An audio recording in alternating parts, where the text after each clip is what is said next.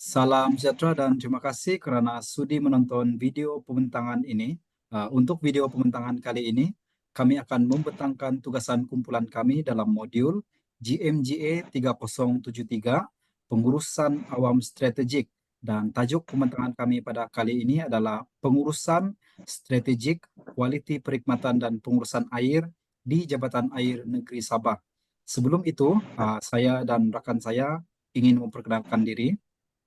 Metkatu Simpong dengan nomor metrik 76525.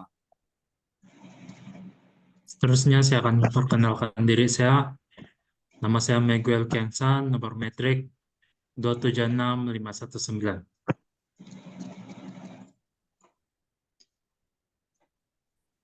Assalamualaikum dan salam sejahtera. Nama saya Muhammad Nazmir bin Samir, nomor metrik 276531. Terima kasih. Salam sejahtera, nama saya Rizwan bin Makin, nomor metrik 276685. Salam sejahtera, nama saya Veronica Berman, nomor metrik 276720. Salam sejahtera, nama saya Dono Anak Douglas, nomor metrik 276491. Baik, untuk bahagian pengenalan, Jabatan Air Negeri Sabah ataupun secara ringkasnya JANS adalah tulang belakang pengurusan air di Sabah, beroperasi di bawah Kementerian Kerja Raya Sabah. JANS menyedia keseluruhan proses membawa air bersih kepada penduduk. Tanggung jawab ini adalah berpandukan kepada enakmen bekalan air pada tahun 2003. Jabatan Air Negeri Sabah secara rasminya ditubuhkan sebagai sebuah jabatan yang beroperasi secara sendiri yang berkuat kuasa pada 1 Januari 1988 berikutan pindaan kepada Ordinan Bekalan Air 1961 yang diluluskan oleh Dewan Undangan Negeri. Pada tahun 2023, Jabatan Air Negeri Sabah telah melakukan pelantikan pengarah Jabatan Air Sabah yang baru, yaitu Encik Suhaimi Asbullah, dan hak untuk melantik pengarah terletak dalam bidang kuasa Kerajaan Sabah.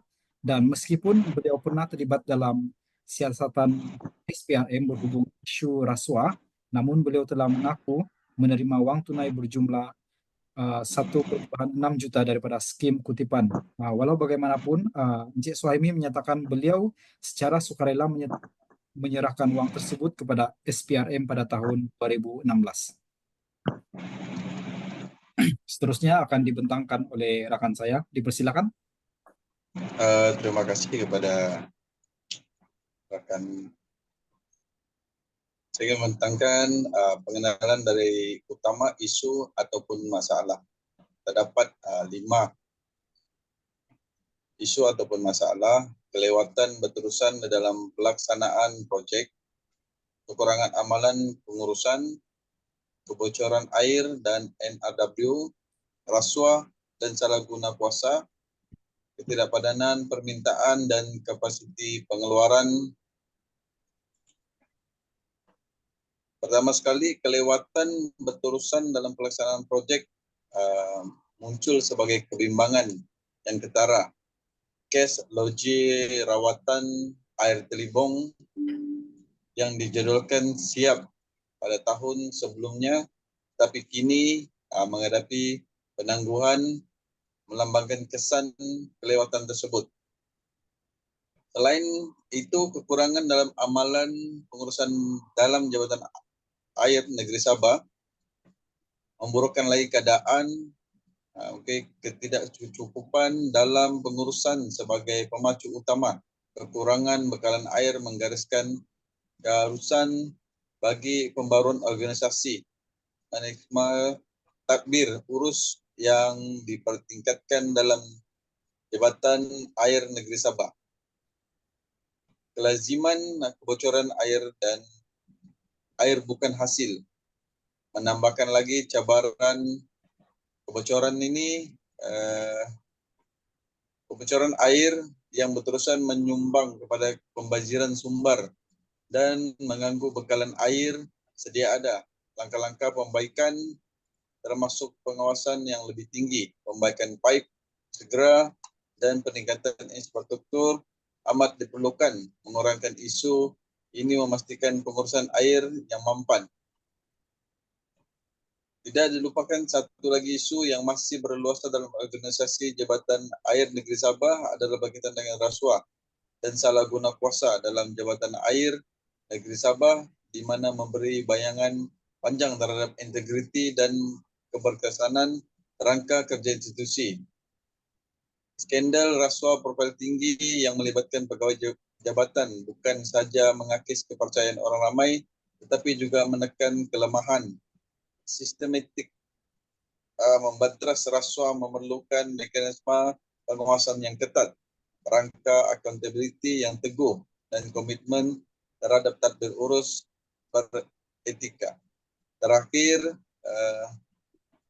tidak kepadangan antara permintaan air dan kapasiti pengeluaran merupakan satu lagi isu yang timbul dalam organisasi Jabatan Air Negeri Sabah. Itu saja daripada saya serahkan kepada rakan saya.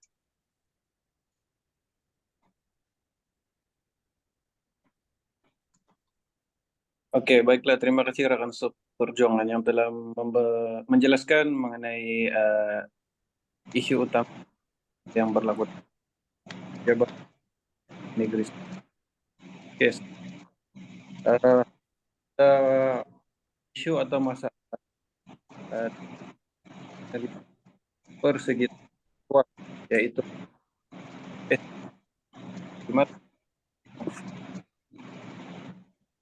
PESTEL ini ialah alat pengurusan strategik yang digunakan untuk menilai dan memahami faktor persegi memberikan ataupun proyek. Oke, akronim bagi PESTEL politik, ekonomi, teknologi, dan legal, environmental. Kepada analisis yaitu politik, berdasarkan dalam konteks faktor politik, berdasarkan dalam pembentukan landscape pengurusan Sabah yang dan perubahan kerajaan dan politik yang ada produksi oleh Sabah. Oleh itu, seperti kerajaan atau kebijaksanaan kerajaan yang boleh membawa pendanaan ataupun sokongan serta penekanan pengurusan. Itu kita pergi untuk ketersediaan pembiayaan untuk proyek infrastruktur. Oke, ekonomi juga memainkan peranan dalam jabatan air dan terus budget bahkan peningkatan itu turun naik ini atau ekonomi menimbulkan dalam mendapat proyek perikmatan.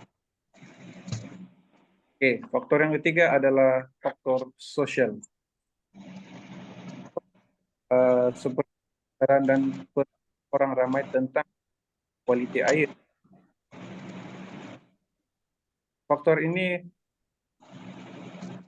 akan peningkatan permintaan terhadap perkhidmatan air akibat pertumbuhan penduduk dan pembandaran serta pengembangan jabatan air. Dalam konteks ini memainkan peranan penting karena ia melibatkan dan masyarakat politik terhadap air. Keempat adalah teknologi. Kemajuan teknologi dalam teknologi dan air pintar memberikan peluang dan juga cabaran air negeri. Oke, saya dapat boleh meningkatkan kualitas dan teknologi baru mungkin memerlukan pelaburan dan kepakaran yang besar. Oke, sebagai contoh, kita beli March berlaku gangguan air di kota dan beri penggantian di luar air. Oke. Untuk undang-undang yaitu legal peraturan dan alam undang-undang dan peraturan serta piawaian adalah penting bagi Jabatan Air Negeri memastikan kualitas dan keselamatan orang ramai.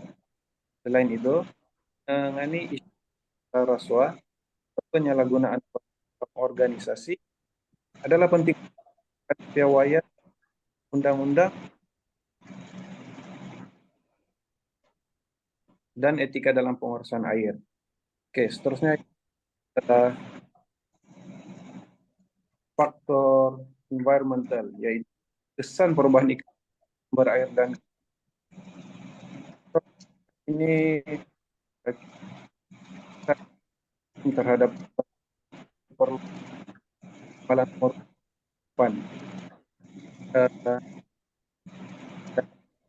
utama Jabatan Air Negeri. Itu kita juga perlu menyesuaikan diri dengan perubahan alam sekitar dan untuk memastikan menjaga kualitas sumber air di Sabah. Itu perjuangan. Terima kasih. Seterusnya saya akan menerangkan analisis SWOT, yaitu kekuatan, kelemahan, dan peluang dan ancaman untuk Jabatan Air Negeri Sabah. Bagi kekuatan, yang pertama ialah infrastruktur yang luas, di mana Jabatan Air Negeri Sabah menyelia rangkaian luas bagi memastikan pengagihan air yang cekap di seluruh Sabah. Kekuatan yang kedua ialah sokongan daripada kerajaan, di mana Jabatan Air Negeri Sabah beroperasi di bawah Kementerian Kerja Raya Sabah. Kekuatan yang ketiga ialah di mana pihak berkuasa undang-undang, di mana Jabatan Air Negeri Sabah mempunyai bidang kuasa undang-undang ke atas perkara berkaitan air, memudahkan kawasan dan penguatkuasaan.